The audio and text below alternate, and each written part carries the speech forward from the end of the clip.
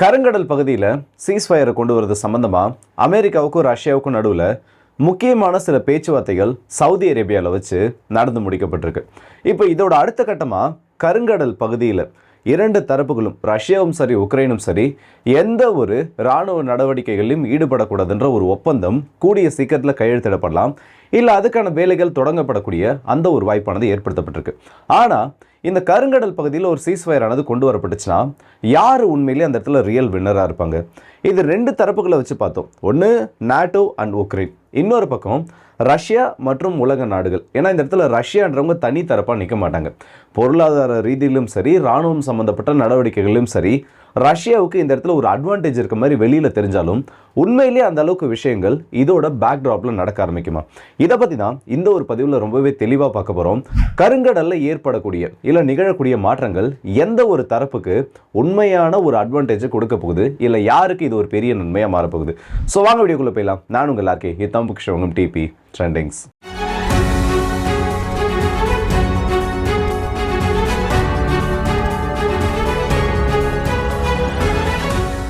நடந்துருக்கக்கூடிய இந்த ஒவ்வொரு நிகழ்வுகளுமே இந்த ரஷ்யா உக்ரைன் போரை ரொம்பவும் நெருக்கமாக கொண்டு வரது ஒரு முடிவை நோக்கின்னு சொல்லலாம். இந்த ரஷ்யா உக்ரைன் போர் நிற்குமா நிற்காதா, இல்லை இந்த கருங்கடலில் ஏற்படக்கூடிய அந்த சீஸ்ஃபயர் அமைதி பேச்சுவார்த்தைகள் முடிவுக்கு வருமா வராதன்றதெல்லாம் ஒரு பக்கம். இப்போ அமெரிக்காவுக்கும் ரஷ்யாவுக்கும் நடுவில் கடந்த ஒரு 2 நாட்களாக 23லேருந்து 25 வரைக்கும் இந்த 2 முக்கியமான நாட்களில் நடந்த இந்த பேச்சுவார்த்தையோட முடிவுகளை கிரெம்ளின் அஃபிஷியலாக வெளியிட்டிருக்காங்க. இதில் என்னெல்லாம் பாயிண்ட்ஸ் மேஜராக வந்து ஒரு 4லேருந்து 5 பாயிண்ட்டை சொல்லியிருக்காங்க. இதில் என்ன மேஜராக சொல்லியிருக்காங்கன்னு பார்த்தோன்னா, அமெரிக்காவுக்கும் ரஷ்யாவுக்கும் நடுவில் முக்கியமான பல ஸ்ட்ராட்டஜிக்கல் லொகேஷன் சம்பந்தப்பட்ட பேச்சுவார்த்தைகளானது நடத்தப்பட்டுச்சு.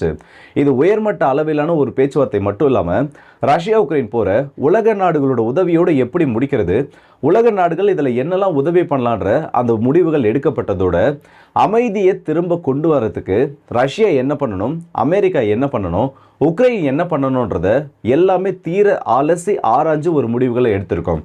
அது மட்டும் இல்லாமல் உலக அளவில் தானிய உற்பத்தியில் ரஷ்யாவுக்கு ஒரு முக்கியமான இடம் இருக்குது. அதே மாதிரி தானிய உற்பத்திக்கு தேவையான அந்த ஃபர்டிலைசர்ஸ் உர உற்பத்தியிலேயே ரஷ்யாவுக்கு ஒரு முக்கியமான பங்கு இருக்குது.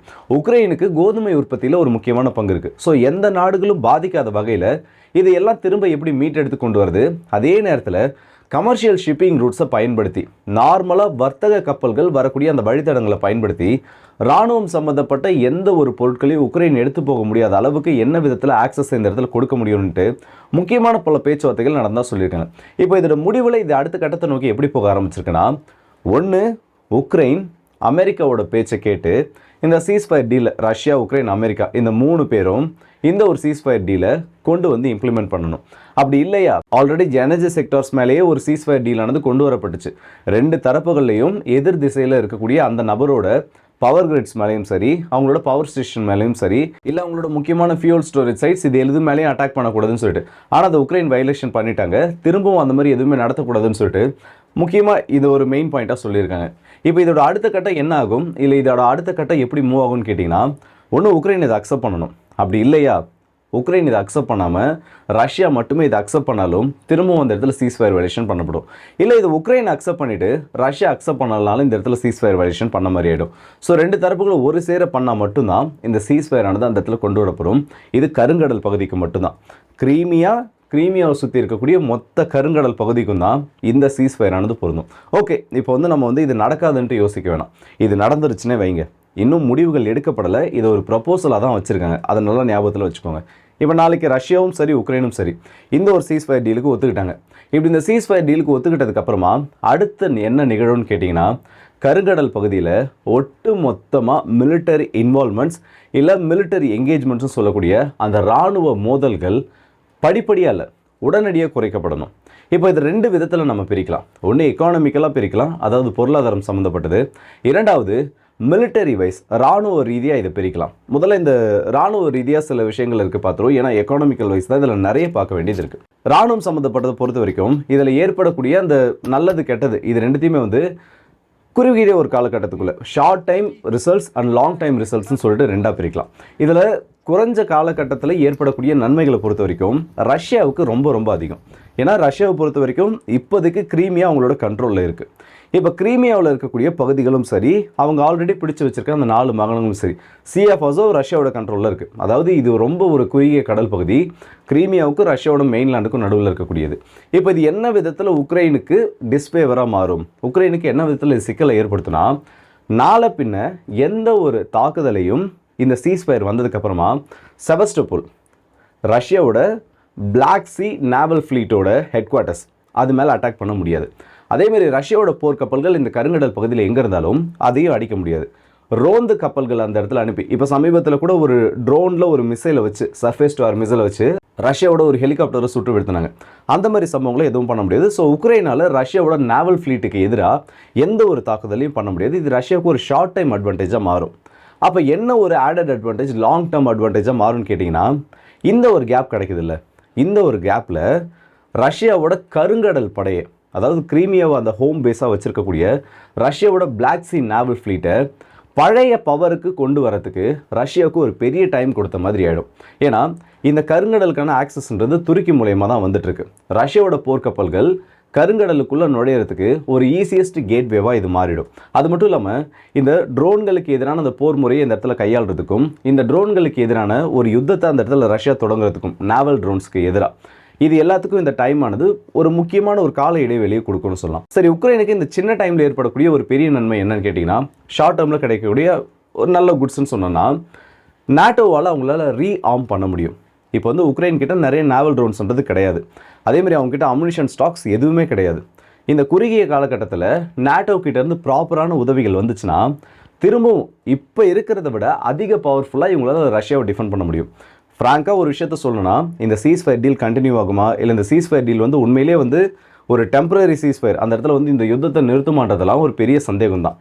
இன்கேஸ் திரும்ப யுத்தம் தொடங்குச்சுன்னா, இந்த டைமில் இவங்க அவங்கள ரீபில்ட் பண்ணுறாங்கல்ல, அந்த ஃபோர்ஸோட ரஷ்யாவை அடிக்கிறப்போ ஆரம்பத்தில் கிரீமியாவில் எப்படிப்பட்ட ஒரு அடி ரஷ்யாவுக்கு விழுந்துச்சோ, ஏன்னா நிறைய இழப்புகள் ரஷ்யாவுக்கு கருங்கடலில் ஏற்பட்டிருக்கு, அதை விட இன்னும் பல மடங்கு அதிகமான ஒரு அடியை கொடுக்க முடியும் இந்த ஒரு ஷார்ட்டஸ்ட் டைமை உக்ரைன் யூஸ் பண்ணாங்கன்னா. சரி, இதனால் பல காலத்துக்கு உக்ரைனுக்கு அந்த லாங் டேர்ம் குட்ஸ்ன்னு சொல்லுவாங்கல்ல, அதெல்லாம் என்ன ஏற்படும்னு பார்த்தோம்னா, உக்ரைனை பொறுத்த வரைக்கும் இவங்களோட தானிய ஏற்றுமதின்றது ரொம்ப ரொம்ப இன்றியமையாத ஒன்று, அதில் எந்த ஒரு சந்தேகமும் வேணாம். இப்போ ரஷ்யா கூட வந்து ஒரு அமைதி பேச்சுவார்த்தைக்கு ஒத்துக்கிட்டு இந்த கருங்கடல்லிருந்து ஏற்படுத்தப்படக்கூடிய அந்த தானிய உற்பத்தி மற்றும் ஏற்றுமதிக்கு உக்ரைன் ஒத்துக்கிட்டாங்கன்னா அவங்களோட எக்கானமின்றது இதனால் ஸ்டெடியாக க்ரோ ஆகும். ஸோ இது ரெண்டு தரப்புக்கு இருக்கக்கூடிய நன்மைகள். தீமைகள் பார்த்தோன்னா அது பெருசாக எதுவும் கிடையாது. இவங்க இதை வயலேஷன் பண்ணால் மட்டும்தான் ஒரு பெரிய பிரச்சனையாக இது மாறும். இப்போ இந்த எக்கானமிக்கல் வைஸ் வருவோம். இது வந்து மிலிட்டரி வைஸ் நம்ம இவ்வளோ நேரம் பார்த்ததெல்லாம் ராணுவம் சம்மந்தப்பட்ட அந்த முடிவுகள் எடுக்கிறது, தானியம் மட்டும்தான் இதில் எக்கானமி சம்மந்தப்பட்டதாக வரும். இப்போ ரஷ்யாவை பொறுத்த வரைக்கும் கருங்கடல்ன்றது அவங்களுடைய எக்கானமியிலே ஒரு மேஜரான இம்பாக்டை ஏற்படுத்தும். அதே தான் உக்ரைனுக்கும்.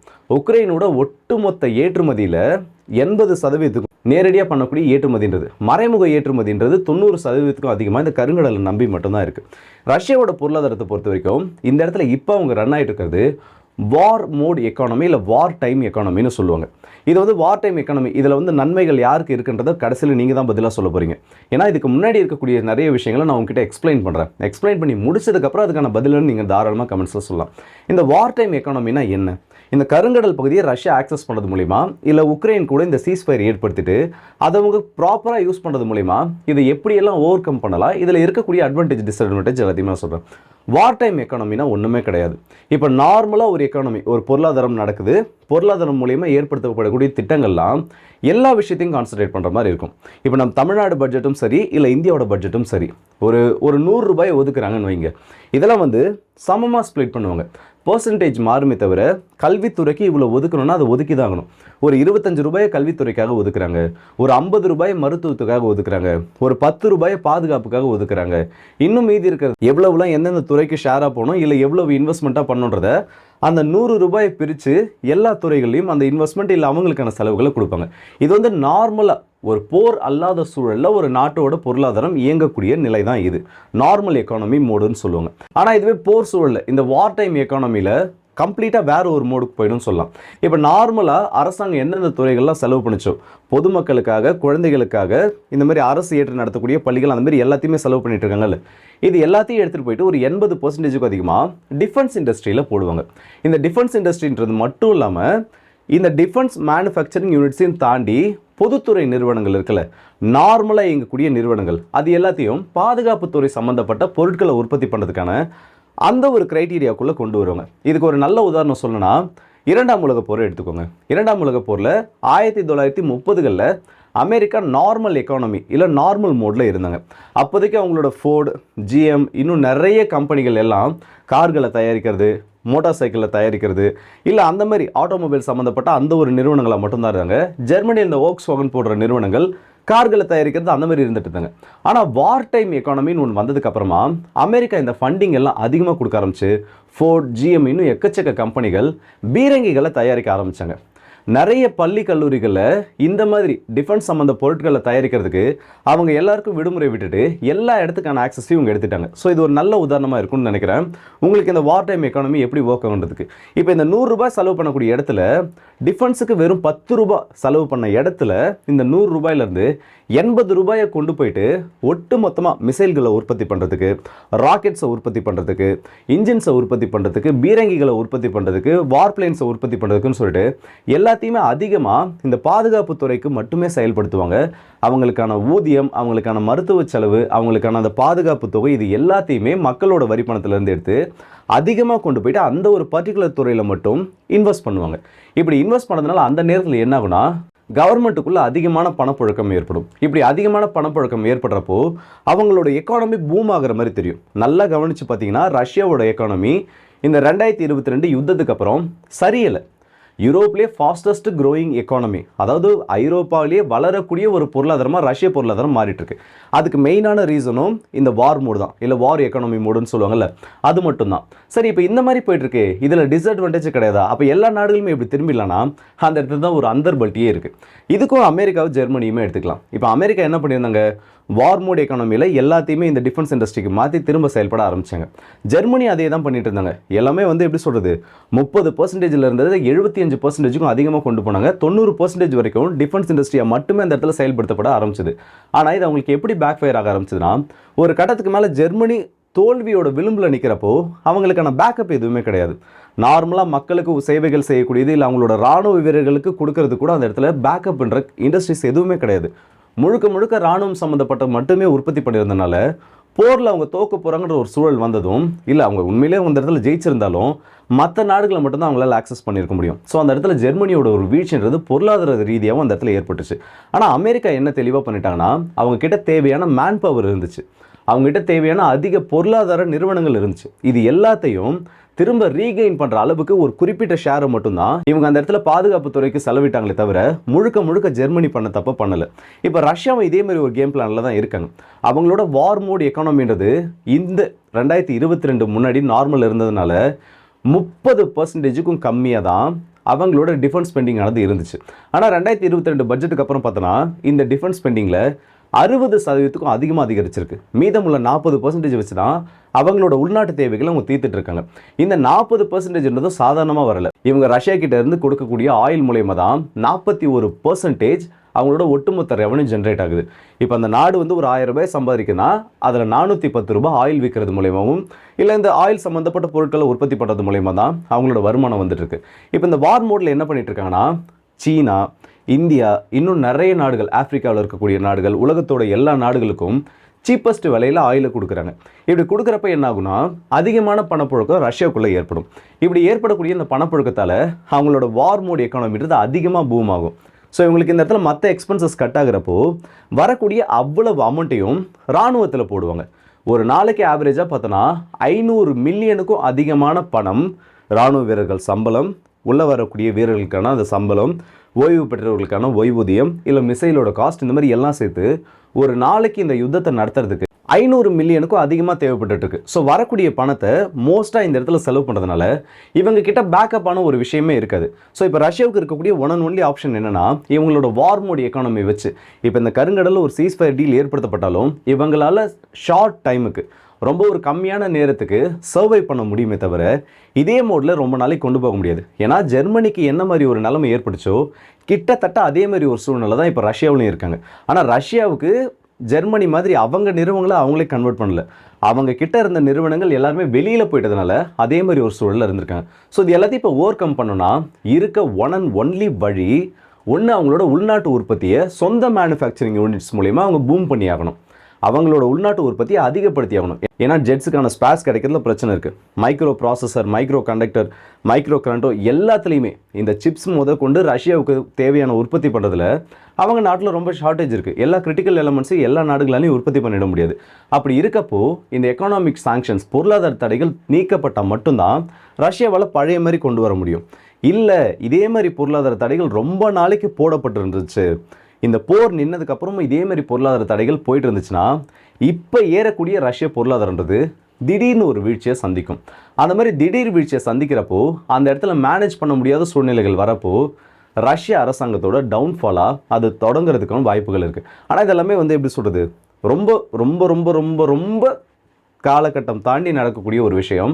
இந்த ரஷ்யா உக்ரைன் போர் நிற்காமல் இதேமாரி நீண்டுக்கிட்டே போயிட்டு ரஷ்யா மேலே இருக்கக்கூடிய பொருளாதார தடைகள் நீங்கப்படலைனா, ஆனால் இந்த கருங்கடல் பகுதியில் ஏற்படுத்தக்கூடிய அந்த ஒரு டீல்லே தெளிவாக சொல்லியிருக்காங்க. இப்போ ரஷ்யா இந்த இடத்துல சீஸ்ஃபயர் டீலுக்கு ஒத்துக்கிட்டாங்கன்னா உலக மார்க்கெட்டுக்கான ஆக்சஸாக உங்களுக்கு கொடுக்கணும். அதாவது அமெரிக்கா ரஷ்யா மேலே போடப்பட்டிருக்கு. ஏன்னா ஒட்டுமொத்த பொருளாதார தடைகள் இது வரைக்கும் ரஷ்யா மேலே எவ்வளோ போட்டிருக்காங்கன்னு கேட்டிங்கன்னா 1300க்கும் அதிகமான பேரண்டல் நிறுவனங்கள் மேலே, அதாவது அவங்களுக்கு கீழே பல கம்பெனிகள் இருக்கும், அதெல்லாம் கணக்கில் எடுத்தோன்னா 13,000க்கும் அதிகமான கம்பெனிஸ் மேலே எக்கனாமிக் சாங்ஷன்ஸ் ஆனது போடப்பட்டிருக்கு. ரஷ்யாவோட பொதுத்துறை நிறுவனங்கள், தனியார் நிறுவனங்கள் எல்லாத்தையும் சேர்த்து. ஸோ பேரண்டல் கம்பெனிஸை மட்டும் பார்த்தோன்னா ஒரு 1300க்கும் அதிகமான கம்பெனிகள் மேலே இவங்களோட பொருளாதார தடைகள். மெயினாக பார்த்தோன்னா கப்பல்களுக்கான இன்சூரன்ஸ் கிடையாது, அவங்க கப்பல்களை அவங்களுக்கான ஆயில் எடுத்துகிட்டு போனீங்கன்னா உங்களுக்கான ஆக்சஸ் கிடையாது. இந்த மாதிரி நிறைய பொருளாதார தடைகளை போட்டு வச்சுருக்காங்க. அதுக்கான ஆக்சஸை கொடுக்கணும்னு ரஷ்யா இந்த இடத்துல ஒரு கோரிக்கையை வச்சுருக்காங்க. இது அக்செப்ட் பண்ணப்பட்டுருச்சுன்னா, நான் இவ்வளோ நேரம் சொல்லிட்டு இருந்தேன்ல ரஷ்யாவோட டவுன்ஃபால் வரும், ரஷ்யாவோட எக்கானமி இந்த இடத்துல அடி வாங்கணும், அது எதுவுமே நடக்காது. ரஷ்யா இந்த இடத்துல தப்பிச்சிருவாங்க. ஆனால் இது அமெரிக்காவில் மட்டும் பண்ண முடியுமான்னு கேட்டிங்கன்னா அமெரிக்காவில் ஒரு 60%லேருந்து 70% வரைக்கும் இந்த ஒரு பிரச்சனையை முடிச்சு வைக்க முடியும். ஆனால் மெயினாக ரஷ்யாவோட கஸ்டமர் யார், ரஷ்யாவோட கன்சூமர் யாருன்னு பார்த்தீங்கன்னா யூரோப்பியன் யூனியன் தான், ஐரோப்பாவில் இருக்கக்கூடிய நாடுகள் தான். ஏன்னா ரஷ்யாவோட 41% இன்கம் எல்என்ஜி, ஆயில் இது மூலயமா வந்துட்டுருக்கு. இது அமெரிக்கா அதிகமாக வாங்கிட்டு இல்லை, யூரோப் தான் வாங்கிட்டு இருக்காங்க, யூரோப்பில் இருக்கக்கூடிய நாடுகள் தான் வாங்கிட்டு இருக்காங்க. ஸோ அமெரிக்கா இந்த இடத்துல ப்ரெஷரை போட்டு யூரோப்பியன் யூனியனை சமாதானப்படுத்தி ரஷ்யா கூட பழைய மாதிரி போக வைக்கலைன்னா ரஷ்யாவுக்கு இதில் பல சிக்கல்கள் ஏற்படும். பொறுத்திருந்து பார்ப்போம் இதில் என்ன நடக்குதுன்றது. அண்ட் இந்த வீடியோ பற்றி உங்களோட கருத்தில் கமெண்ட் செக்ஷனில் சொல்லுங்கள். அடுத்த வீடியோ சந்திப்போம். அதுவரை வந்து விடுபடுது உங்களாக்கே. வெயிட், ஒரு முக்கியமான விஷயம் என்னன்னா இதில் லாஸ்ட்டாக இதுக்கான பதிலை நீங்கள் தான் சொல்ல போகிறீங்கன்னு நான் சொல்லியிருந்தேன். ஸோ இவ்வளோ நேரம் நான் சில விஷயங்களை எக்ஸ்பிளைன் பண்ணியிருக்கேன். இதில் இந்த கருங்கடல் பகுதியில் ஏற்படக்கூடிய அந்த எக்கனாமிக்கல் டீல் இல்லை அந்த சீஸ்ஃபயர் டீல்ன்றது உண்மையிலே யாருக்கு ஃபேவராக மாறுன்றதை நீங்கள் என்ன நினைக்கிறீங்கிறத மறக்காமல் கமெண்ட்ஸில் சொல்லுங்கள். ஸோ அடுத்த வீடியோ சந்திப்போம். அதுவரை வந்து விடுபடுது உங்கள் எல்லாருக்கே.